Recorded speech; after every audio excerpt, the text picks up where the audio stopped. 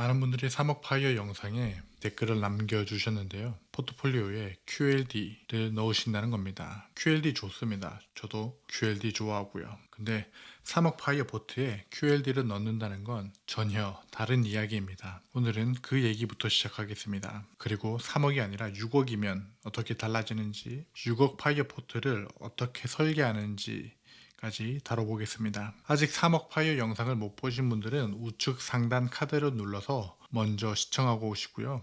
바로 시작하겠습니다.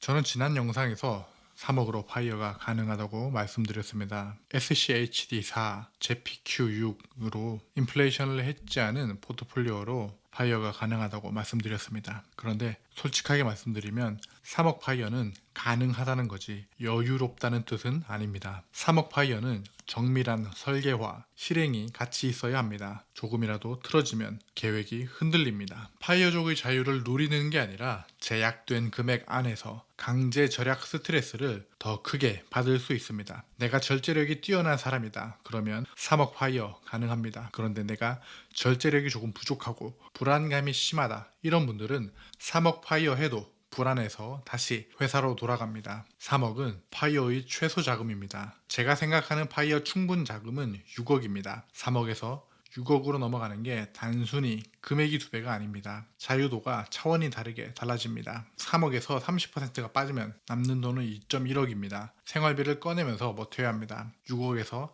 30% 빠지면 남는 돈은 4.2억입니다. 버퍼가 있습니다. 평단가를 낮추기 위한 추가 납입도 고려할 수 있고요. 그 여유가 있냐 없냐가 파이어의 질을 결정합니다. 행복하려고 파이어를 하는데 빡빡한 돈에 쪼들리면 의미가 퇴색됩니다. 3억 파이어는 계획대로만 가야 하고요. 6억 파이어는 계획이 틀려도 버틸 여유가 있습니다. 자, 그럼 처음에 이야기한 3억 포트에서 QLD가 왜 안 되는지부터 이야기하겠습니다. QLD는 QQQ의 일간 2배 레버리지 ETF입니다. QQQ가 오를 때 2배, 내릴 때 2배입니다. QLD의 역사적 성과 데이터를 보면 정말 매력적입니다. 2009년 121%, 2013년 82%, 2019년 82%, 2020년 89%, 2021년 55%까지 올랐습니다. 하지만 반대쪽도 있습니다.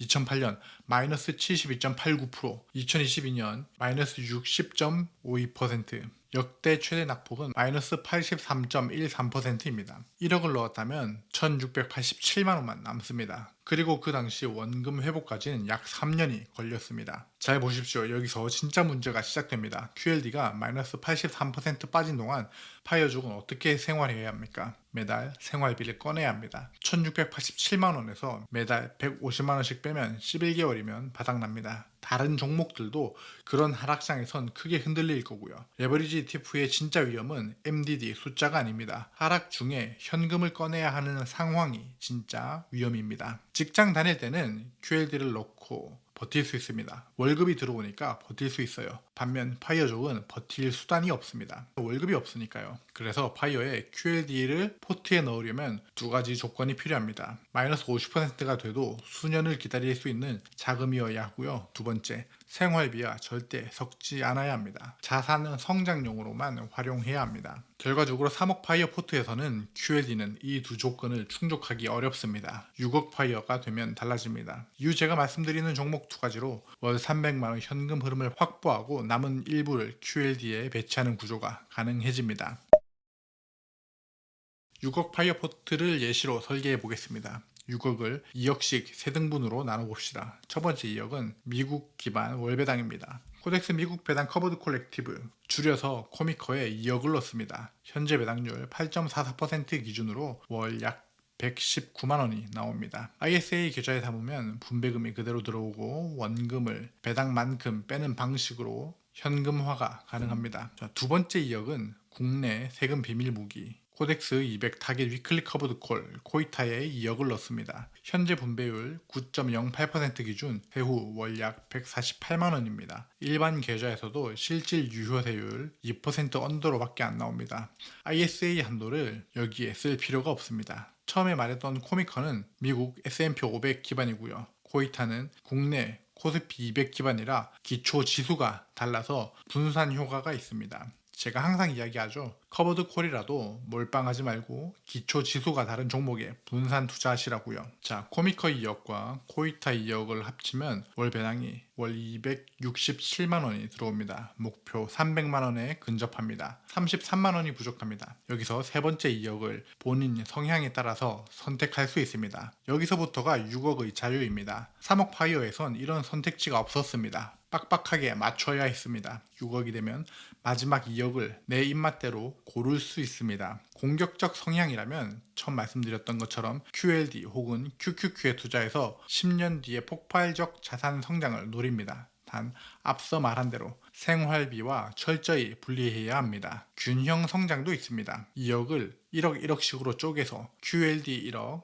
스고브 단기채권에 1억 이렇게 해서 성장도 챙기되 하락장 버퍼도 보유합니다. 스고브에 1억을 투자하면 연 380만원, 세후 월 27만 3천원입니다. 혹은 스고브 대신 외화 RP에 투자해도 될 겁니다. 만약 여러분이 방어적 성향이라면 SHD의 2억을 투자해 당장 배당은 적지만 매년 8.68%씩 배당이 자라 14년, 15년 후에 진가를 발휘하는 배당 성장 포트폴리오식으로 구축할 수도 있습니다. 자, 이렇게 세 종목 정도로 나누는 건 기초 지수를 나누면서 지속 가능한 배당, 지속 가능한 성장을 추구하는 겁니다. 코미커로 S&P 500 배당 성장을 노리고요. 코이타로 코스피 200, 선택에서는 나스닥이나 단기 채권에 비중을 두는 거죠. 세 자산의 기초 지수가 모두 다릅니다. 미국이 흔들려도 국내가 흔들려도 채권이 완충 역할을 합니다. 기초 지수를 분산하는 것만으로도 포트폴리오의 변동성도 크게 줄어들고요. 파이어를 했을 때 변동성에 내가 주식창만 들여다보고 있다면 그것만큼 삶의 질이 나빠지는 게 없습니다.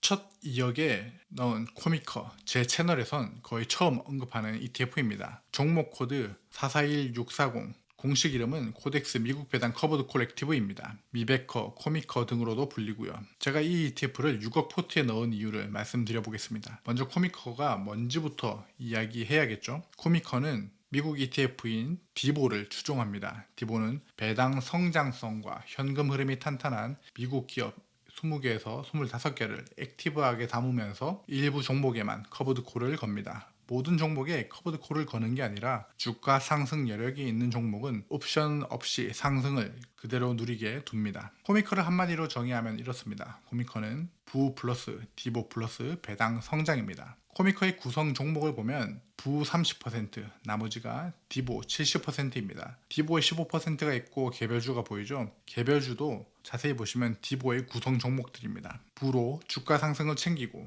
디보로 분배금을 챙기고 미국발 배당 성장까지 챙기는 구조입니다. 코미커의 연도별 분배금을 보면 2023년엔 634원, 24년엔 934원, 25년엔 1130원으로 해마다 분배금이 늘고 있습니다. 성과도 보면 최근 1년 TI 수익률이 32%입니다. 잘 알려진 해외 ETF와 비교해 볼까요? GPQ는 37.5%, ZEPQ는 29%, QQQI는 30.41%, QDIB는 27.43%입니다. 환율을 감안해야 하지만 ZEPQ와 비슷하거나 앞섭니다. 다 나스닥 기반인데 디보는 S&P 500 기반 배당 성장 기반입니다. 국내 계좌에서 ISA로 담을 수 있다는 것까지 고려하면 경쟁력이 있습니다. 그렇다면 코미커가 어울리는 투자자는 누구일까요? 주가도 오르고 배당도 받고 싶은 분, 국장 커버드 콜은 이미 높아진 기초 지수가 찜찜하신 분, SHD의 배당 성장은 너무 시간이 걸리고 고배당도 주가 성장도 동시에 원하시는 분, ISA나 연금저축에서 과세 이연 효과도 챙기고 싶은 분, 금융소득종합과세가 신경 쓰이는 분, 이런 분들이 코미커 관심 가지시면 좋습니다. 다만 모든 ETF는 장단이 있습니다. 어느 상황에나 완벽한 ETF는 없습니다. 그러나 코미커는 어느 상황에서도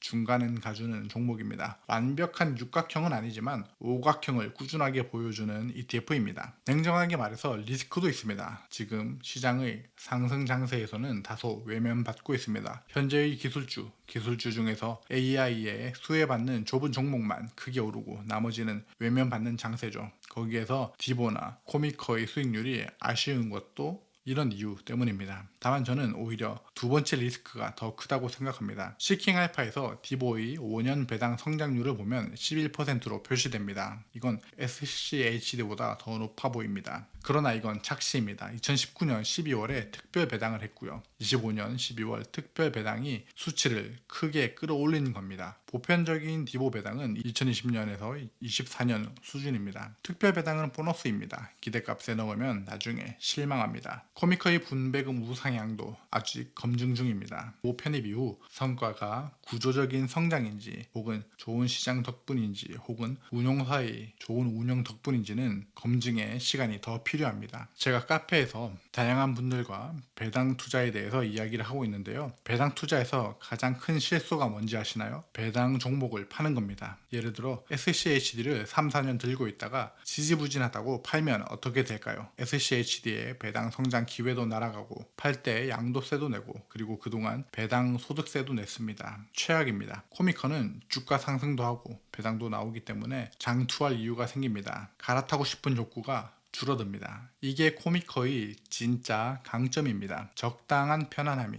장투를 가능하게 만들어줍니다. 만약에 여러분이 ISA 계좌는 이미 다른 곳에서 쓰고 있다면 코미커 대신 일반 계좌에서 GPQ나 ZPQ도 좋겠죠. 자, 6억이어도 조심해야 할 것들이 있습니다. 제가 말씀드린 포트, 코미커 플러스 코이타 플러스 선택, QLD, 슈드, 스고브에서 조심해야 할 게 있습니다. 첫 번째 주의할 점은 코이타의 최근 수익률은 이례적입니다. 코스피 200이 이례적으로 오른 덕분입니다. 이 수익률이 영원할 거라 믿으면 안 됩니다. 그에 따라 분배금도 변동성이 있을 거고요. 두 번째 주의할 점은 ISA 한도를 어디에 쓸 것인가 하는 점입니다. 코이타는 일반 계좌에서도 실제 세율 2% 미만입니다. ISA 한도를 여기에 쓰는 건 낭비입니다. 코미커를 ISA에 담으십시오. 원금을 배당만큼 빼면 사실상 월배당이 됩니다. 주의할 점 세 번째는 금융소득 종합과세입니다. 코이타는 일반 계좌에서 2억을 투자해도 과세 표준이 연 약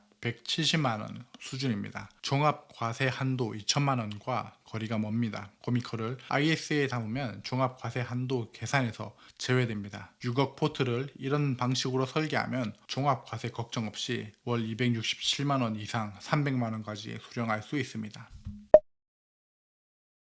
자, 다시 맨 처음으로 돌아와서 첫 번째, QLD는 좋은 ETF입니다. 단 생활비와 절대 섞지 마십시오. 레버리지는 시간이 있어야 합니다. 두 번째, 코미커는 완벽하지 않지만 쓰임새가 분명합니다. 시몬스 침대 같은 적당한 편안함이 장투를 가능하게 만듭니다. 세 번째, 기초 지수를 분산하십시오. 코미커와 코이타를 섞는 것만으로도 변동성이 크게 줄어듭니다. 줄어든 변동성만큼 파이어의 만족도도 올라갑니다. 3억 파이어는 입장권이라고 말씀드렸습니다. 6억 파이어는 입장권을 들고 들어가서 여유 있게 앉을 수 있는 자리입니다. 3억에서 조금만 더 버티면 6억이 됩니다. 3억에서 6억까지는 약 5년, 복리 가속도가 빨라지는 구간이 바로 3억에서 6억 사이입니다. 지금 3억 근처에 있는 분들 조금만 더 버티십시오. 그 5년이 이후 30년의 파이어 품질을 결정합니다. 6억 파이어 가능하다 불가능하다, 불가능하면 여러분이 생각하는 포트도 함께 댓글로 알려주십시오.